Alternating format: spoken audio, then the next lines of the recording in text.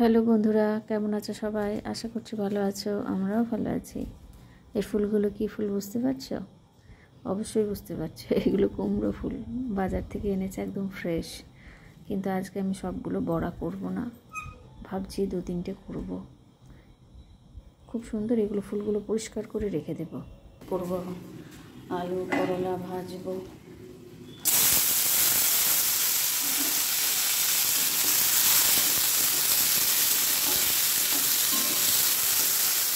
বৃষ্টিকর ঘরে বইপত্র দিয়ে বসিয়ে এলাম, মানে বদমাশগুলোর সময়টা কাটিয়ে দেবে। আজকে মাছের মাথা দিয়ে লাউ করবো, আর বাটা মাছের পোনা মাছের ঝোল করবো, আর এই আলু করলা ভাজা। আর কিছু করবো না আজকে। এই যে পোনা মাছ এনেছে আজকে, আর পোনা মাছে আনতে বলা হয়েছিল। আর মাছের মাথাটা দিয়ে লাউ করবো। কুমড়ো ফুল নিয়ে এসছে, কিন্তু কুমড়ো ফুল আজকে আর করবো না, আপাতত তো ফ্রিজে রেখে দিই।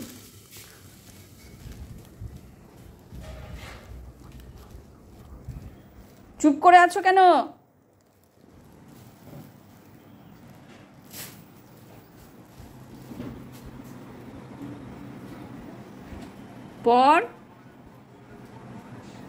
পড়ো। এই তো হয় কাছে না থাকলে।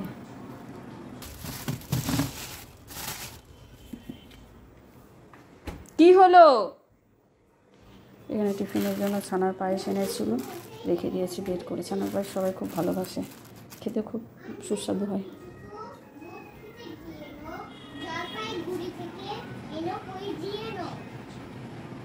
চাঁদনিতে পাওয়া যাবে বোয়ালের পেটকি। পড়ো। এই হচ্ছে আমার সকালবেলা রান্না করতে ঢুকি, আর ওর ঘরে থাকলে আমার হচ্ছে এই 10 বার করে ওর কাছে যাবো, পড়ো, কাছে না থাকলেই হয়ে গেল গল্প। কাছে না বলতে একদম পড়তে চায় না। হলুদ লবণ সব দিয়ে দিয়েছি। 2টো কড়াই বসিয়েছি, 2টো কড়াইয়ে আমি রান্না করি। এটাতে মাছটা ভাজবো, করলা ভাজা হয়ে গেছে। আর ছোটো ওভেনটাতে লাউটা করবো। মাছে লবণ হলুদ ভালো করে মাখিয়ে নিই। এত বড় মাছ না, ভাজতে খুব অসুবিধা হয় কড়াইয়ে। বড় প্যানে হলে কোনো সমস্যা নেই। এখানে কিছুটা আছে, এখানেও লবণ হলুদ দিয়ে দিয়েছি।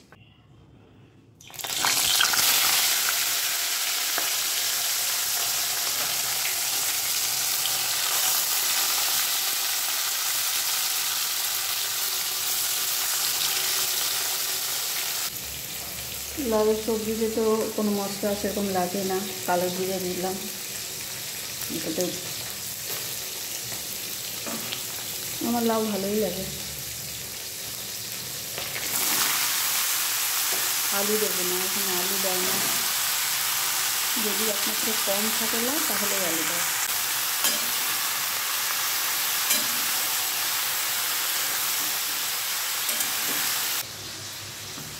করলা ভাজা ডান।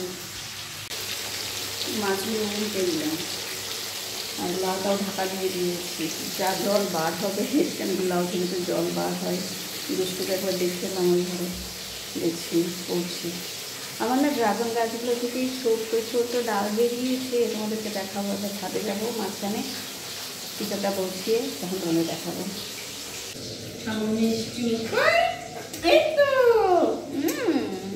ওর খিদে পেয়ে গেছে, সমানে চিৎকার করছিল, এখানে নিয়ে চলে এলাম। নাকি দেখ একটুখানি খাবারটা চুপ করে মুখের কাছে নিয়ে আসি। কেন তুমি শোনো মেয়ে, কেন? আর সকালে ঘুম থেকে উঠে অনেকক্ষণ আমার বুকের ওপর শুয়েছিল পাশ ফিরে। আমি শুয়ে আছি নিচে, আমি উঠে নিচে শুয়ে পড়েছি, ও আমার বুকের মধ্যে পাশ ফিরে শুয়ে আছে। কে চলে এসছে দেখো, বিষ্টুকে খাওয়াও। আমি মাছগুলো তুলে নিলাম, আর একটু দিলাম। আর এই যে সবজিটাতেও লবণ হলুদ একটু জিরে গুঁড়ো দিলাম, কাঁচা লঙ্কা। জিরে গুঁড়ো আমার দেয় না, আমি দিয়ে দিয়েছি একটু। কতটা কমে গেল দেখো সবজিটা, জল বেরিয়েছে দেখো, আমি একটুও জল দিইনি। খাও দিদির কাছে।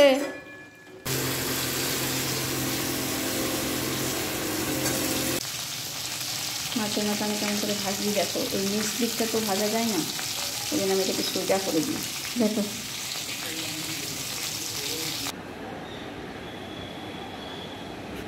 কি লিখছো? এটা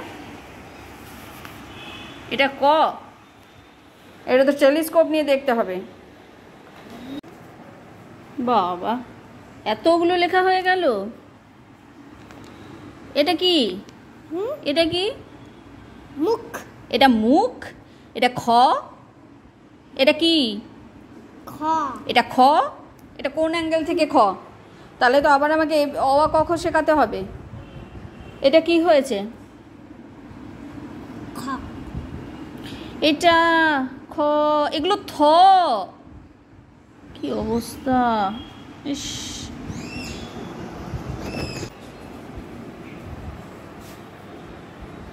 আগে পড়বে ওইগুলো, আবার এগুলো পড়ে তারপরে লিখবে, আমি বলে দিলাম।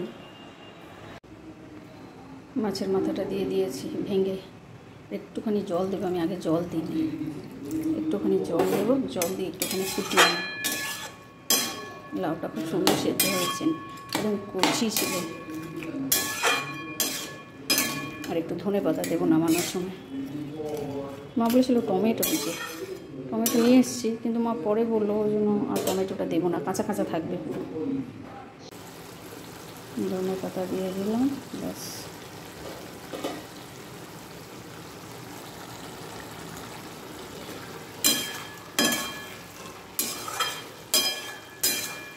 তুমি চা করবে নাকি? আসছি।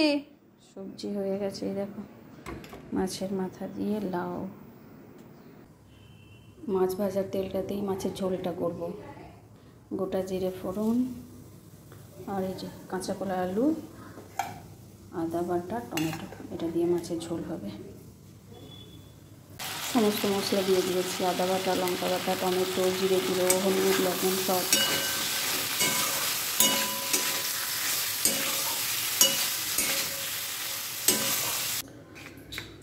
কুমড়ো ফুলগুলো দুটো বড়া করব, দুষ্টু বলছে মা করে দাও, তো ওর জন্য করবো, আর 2-3টে করব। ব্যাটারটাও রেডি করে নিয়েছি, একটু লবণ হলুদ দিয়েছি, আর কিছু দিলাম না, আর বেসন দিয়েছি। কুমড়ো ফুলের বড়া আমারও ভীষণ পছন্দ। এ বাড়িতে তো এটা পছন্দই করতো না, খেতই না। আমি বাজার যেতাম, নিয়ে আসতাম, আমার ভীষণ ভালো লাগতো, তারপর থেকে আমার 3টে করছি, আর বেশি করবো না। এই বাকি ফুলগুলো ধুয়ে নিয়েছি, রেখে দেবো। আর মাছের ঝোলটা বসিয়ে দিয়েছি আলুটা সেদ্ধ হওয়ার জন্য। কুমড়ো ফুলগুলো খুব ক্রাঞ্চি হয়েছে, একটু চাল গুঁড়ো দিলে না আরও ক্রাঞ্চি হতো। আমি আর এখন চাল গুঁড়ো দিলাম না। এখন আমাকে পালং পনির করতে হবে, ভেবেছিলাম আজ করবো না, তাই পনিরটা 2 দিন থেকে রাখা আছে। দেখো পনিরটা 2 দিন থেকে রাখা আছে। পনিরটা এরকম হয়ে গেলো কেন, কি আমি জানি না। এটা ভাপা পনিরটা, দেখে যাচ্ছে পালংটা এখন বাছতে হবে, কত টাইম লাগবে, ইচ্ছা করছে না একদম, কিন্তু কিছু করার নেই। মাছের ঝোল নামিয়ে নিয়েছি, ধনেপাতা দিয়ে দিয়েছি একটু। আর এই দেখো পালং পনিরের জন্য এই পালংটা একটু ব্লাঞ্চ করে নিই, দুষ্টুর মাছের ঝোল হচ্ছে ওখানে। এটাকে এবার ঠান্ডা জলে ফেলবো। সবাই জানো পালং পনির, আমি কিন্তু রেসিপি দেখাচ্ছি না, আমি করছি তাই তোমাদেরকে একটু করে টাচ দিচ্ছি। আমার পালং পনিরের রেসিপি আমার চ্যানেলে অলরেডি আছে। ঠান্ডা জলে কেন দেওয়া হয়, কালারও ঠান্ডা জলে থাকবে, আমি ততক্ষণ মশলাটা করে নেব।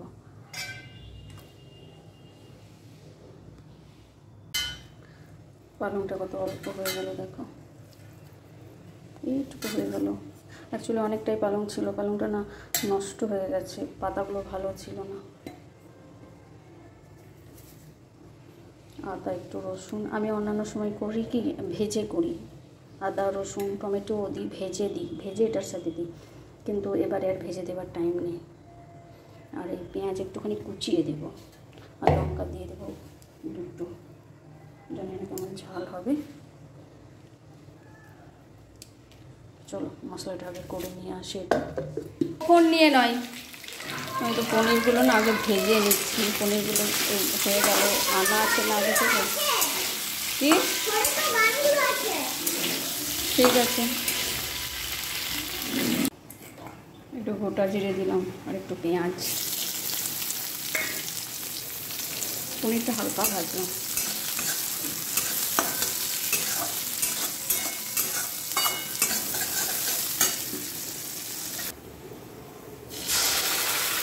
এতটুকু হলো, এটা দেবে, একটু জল দিতে হবে। জল দিয়ে দিই।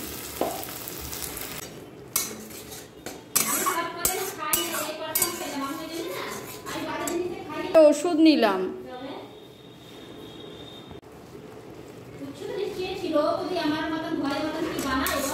হ্যাঁ,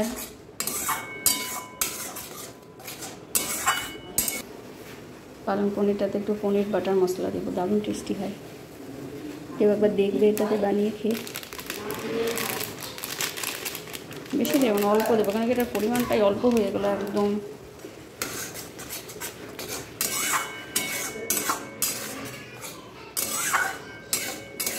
পনির ছিল প্রায় 500 গ্রাম, কিন্তু অত তো দেওয়া যাবে না, নষ্টই হলো পালং শাকগুলো। আর পালং শাকটা খুব বড়ই ছিল।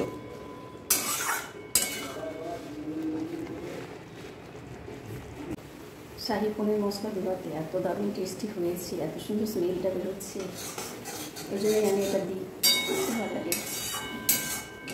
এবার তো শীতের সময় সুন্দর সুন্দর পালং পাওয়া যাবে, তো পালং পনিরটা তো দারুণ টেস্টি হবে, আরও বেশি ভালো হবে। এটা তো বড় বড় পালং ছিল, ছোটো ছোটো পালংগুলো বেশি হয়। যারা পালং পনির ভালোবাসো তারা একবার পনিরের যে মশলাটা আমি দিলাম সেটা একবার দিয়ে ট্রাই করে দেখি, দারুণ টেস্টি। অবশ্যই সবার বানানোর পদ্ধতি আলাদা, আমি যেরকমভাবে বানাই সেরকম তোমাদেরকে দেখালাম, কিন্তু সেটাও নয়। সেটা আমি আদা পেঁয়াজ এগুলোকে ভেজে, টমেটো এগুলোকে ভেজে তারপর মিক্সিতে ওটাকে পেস্ট করি পালংটার সাথে। এটা খুব ড্রাই হয়ে যাবে, এতটা ড্রাই করবো না, আর একটু গ্রেভি রাখতে হবে। একটুখানি আর একটু জল দিয়ে এটাকে ফুটাতে হবে। আমি লবণ হলুদ সব দিয়ে দিয়েছি, হলুদ দিয়েছি অল্প একটু, লঙ্কার দিইনি, ওই মশলাতে যা লঙ্কা আছে সেটাই। চলো একটুখানি জল দিয়ে ফুটিয়ে নিই, তাহলেই হয়ে যাবে। দেখো পালং পনির ডান। আমি কি করি, এখন পনিরটা বাকি পনিরটা রেখে দিলাম, আর নিয়ে আসতে ইচ্ছা করছে না, ওপর দিয়ে একটু না চিজের মতো গ্রেট করে দিই, দারুণ লাগে দেখতে। মশলাটা দেওয়াতে খুব সুন্দর গন্ধ বেরিয়েছে। একবার ট্রাই করো তোমরা, তারপর আমাকে কমেন্টে অবশ্যই জানিও। একবার তোমাদেরকে দেখিয়ে দিই কী রান্নাবান্না করলাম। পালং পনির, মাছের ঝোল, দুষ্টুর মাছের ঝোল, ফুলকপি আলু ঝিঙে গাজর দিয়ে, মাছের মাথা দিয়ে লাউ ঘন্ট, আর আরেকটা কী যেন আছে, কাঁচা কলা আলু সেদ্ধ ও কুমড়ো ফুলের বড়া, করলা আলু ভাজা। এই হচ্ছে রান্নাবান্না। ছাদে এলাম, তোমাদেরকে একটু দেখাবো। আমি নিজেই খেয়াল করিনি, মানে দেখি অত মাথাতে, মানে বুঝতে পারিনি হয়তো, বা দু একদিন দেখিনি, সেই জন্য। এই দেখো, দেখছো, বুঝতে পারছো? এই দেখো একটা বেরিয়েছে, আর এই দেখো একটা বেরিয়েছে। এই যে কোথায় গেল, ওই যে। আর এটাতেও বেরিয়েছে ছোট্ট মতো, এই দেখো মাথাটাতে কুচকু মতো কালো পিঁপড়ে ঘুরছিল। কেউ আমাকে একটু বলতে পারবে যে কি করব? অনেকের বাড়িতে তো ড্রাগন গাছ আছে। এই স্টেজে এসে, এটা তো হলো মনে হয় 1 মাস 1.5 মাস এরকম, এই স্টেজে এসে এগুলোর কি কোনো কিছু দিতে হবে কি না, কোনো সার কিছু কিভাবে কি যত্ন করব, একটু যদি কেউ জানো প্লিজ জানিও। জানো কি অনেকের কাছেই তো বাড়িতে ড্রাগন গাছ আছে, প্লিজ একটু জানিও।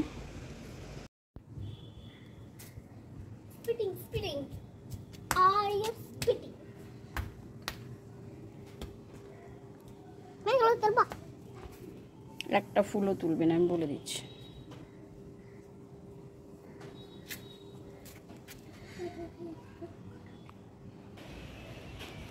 যাই এবার নিচে গিয়ে এবার ফ্রেশ হব। চলো টাটা। কেমন লাগলো ভিডিওটা জানিও অবশ্যই।